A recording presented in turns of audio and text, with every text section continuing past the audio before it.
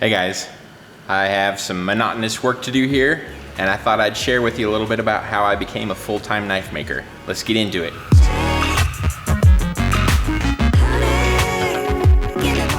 I started making knives exactly 14 years ago, and I am currently 28 years old, so I've been making knives for half of my life, literally. I was in a homeschool 4-H group. We lived on 35 acres at the time, and a lot of our friends lived out in the country and had farm animals and stuff, and we had chickens and goats, stuff like that.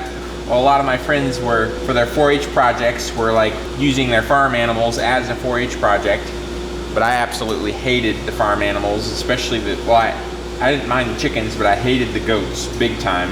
The farm animals were just work to me, and I didn't want them to be like a fun project or whatever that I talked about. So Mom and I were looking for a unique project that I could do for the homeschool 4-H group. And we saw an article about Don Hansen, who is a master smith who lived pretty close to where we were at the time.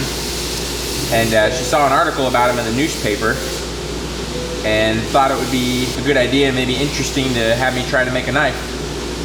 So I went to the library, got a book, made a knife for my 4-H project out of a piece of deer antler that I found on our 35 acres at the time, whitetail deer antler, some JD weld, and a file. And it was a big hit, and I went from there and just started making more and more of them after that. I was making them a few a year for the first 2 or 3 years, and then when I turned, I guess for the first like 3 or almost 4 years, I made 5 to 7 a year maybe. Then when I turned 18, started making knives full-time.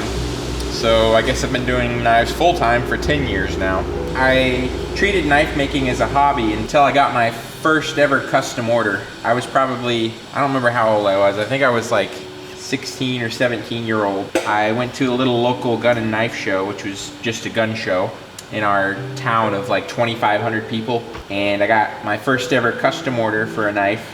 This guy wanted a big Damascus Bowie knife. I priced it to him and told him I'd get started on it right away. I think I priced it at $350, which at the time was a lot of money for me, but I thought I could make a knife that would be totally worth that. So I made this big fancy Bowie knife for him, and he came out to my house to pick it up, and he kept trying to get me, he really said he loved the knife, but he wanted to pay $250 for it. I was super proud of the knife. I thought maybe after it was finished it would be even worth more than $350, but I stuck to the original price. Anyway, I told him $350 or nothing, and was super upset because he didn't end up buying it, and it was super frustrating. But Mom took it and put it on eBay, and it sold for $800, and that was crazy, unimaginable at the time, and I thought it was amazing. So that's what really made me look into making knives more seriously for a possible living. Yeah, so it's exactly what I said it was. I was almost 17. I said I was 16 or 17. I was a couple months away from turning 17. And it was my 13th knife. Yep, 13th knife. If I complete this knife, this will be my 194th knife. But it's more like a short sword / ginormous dagger. Oh, I just blew my dust off. Where was I? I went to the American Bladesmith Society school down in Old Washington, Arkansas. I think that was the only school they offered at the time, but now they have another one, I believe, in North Carolina. But anyway, at the time they just had the one in Old Washington, Arkansas, and I went there for a 2-week class on Introduction to Bladesmithing, and my teachers for that one were Bert Gaston and Greg Neely. And then I took a third week worth of classes, and took handles and guards with Jim Walker. And those were a really big jump in the learning curve, happened right then. And it also made it so I didn't have to be a member of the ABS for 3 years in order to test. If you do the Introduction to Bladesmithing class, you can test after 2 years. So it cut a year off of that for me. The classes were super beneficial. And then a couple years after that, I took a 1-week class with Ron Newton on automatic daggers, or automatic folders. And then like a year later, I took another class just on a bunch of random things, from fitting guards to throat and tip sheaths to TIG welding and gold inlaying and dagger grinding. We just did a bunch of random things for a week. Other than that, it's just been books and DVDs and talking with other people and trial and error and time. And the internet, Bladeforms was a really big help in learning in the beginning.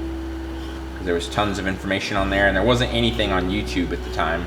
Like, there was nothing. Caleb and I were doing YouTube videos about 12 years ago, and there was almost nothing on there at the time. If we would have stuck with it, like, we could have had a huge channel by now, but we didn't. So yeah, Bladeforms was the main source of knife learning that you could find on the internet at the time, or at least the main one that I found. So you could get on there and post your work and get critique, and there'd be tons and tons of different threads on how to do different things and stuff like that. And I think it's still going pretty strong. I haven't really been on there much in a while. I think I'm almost ready to start hand sanding. I would say my goal with knife making is to always try to keep getting better at it and make fancier and higher end pieces as the learning and stuff increases with each piece.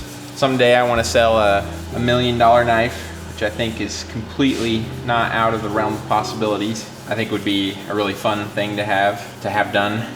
I also want to teach and share what I've learned along the way so other people can learn quickly how to do different things too. Maybe so they can learn without going through so much trial and error that I've had to go through. I don't think I'll probably always be full-time with custom knives. I'll always be full-time with some kind of knife related thing. But at some point I want to do high-end custom knives, maybe a little bit more of a side project while I'm working on other knife endeavors that I want to do in the future.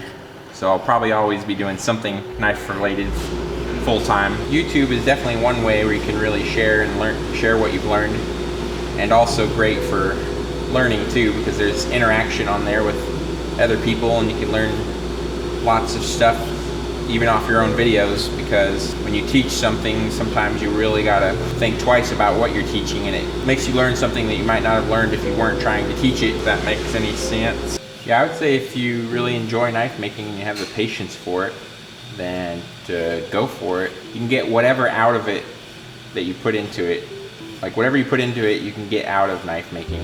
A lot of it's really, really, really time consuming and monotonous, but you can get paid. You can get paid for that monotony, but can you handle that monotony? That's the question. Yeah, you get out of it what you put into it, so definitely go for it if you want it.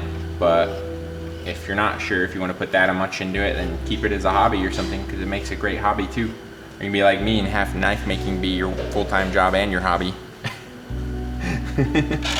No, not really. It kind of is.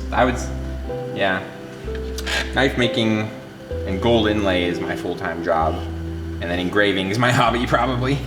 What really got my name going was posting all my work on Bladeforms. That's part of how I got known quickly. A lot of big-time knife people and collectors and stuff were on Bladeforms. I took a risk in the beginning that paid off really well. I had Caleb photograph all my knives. I only had like 1 or 2 of them photographed by other photographers. Caleb's photos started out really bad, but I stuck with them because he was getting better and better. Because I stuck with him, he ended up getting really good at knife photography, and he photographed all my knives.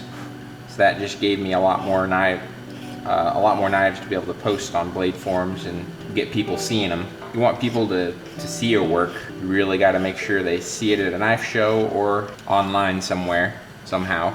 And if it's at a knife show, then you got to go to them, and they can be pretty expensive to go to knife shows sometimes because you got traveling expenses and all that, but they're definitely really beneficial in the beginning, I think, to pick out a couple good shows to go to. Not necessarily to sell knives, but to sell yourself, because you can sell knives easy on the internet, but it helps sell you. People want to buy a piece of you, and they can sample a piece of you when you go to a knife show. They can also sample pieces of you online too, but it's just a different piece that you can't get over the internet when you meet in person. But yeah, it's great when you sell the knife at a show too, but that's not the primary reason for a knife show, in my opinion. Primary reason is just to build connections and friendships and enjoy the knife community. And also it's really great to get knives in people's hands so they can hold them, because a knife can look really nice, but if it doesn't feel nice, you know, you can't really tell how it feels on the internet. But if you feel it in your hand, like a lot of times that makes a big difference, just feeling it and holding it, feeling all the textures and topography of the handle or whatever. I see a lot of things that I want to get, but when I like interact with or hold it or use something, that really makes me like it a lot more. I would tell somebody who's got it as a part-time job right now, but they want to go full-time and they're just working really hard at it to make it full-time, to just keep at it and give it all you got, and don't rush into trying to make it a full-time thing. You have time, so just slowly move into making it a full-time thing if you want to do that. And then at some point, you know, there'll just be a spot when you realize that you can just go full-time and do it. Thanks for watching this little video of while I work, guys. Hope you got something out of it, and I will see you guys in the next video. Bye.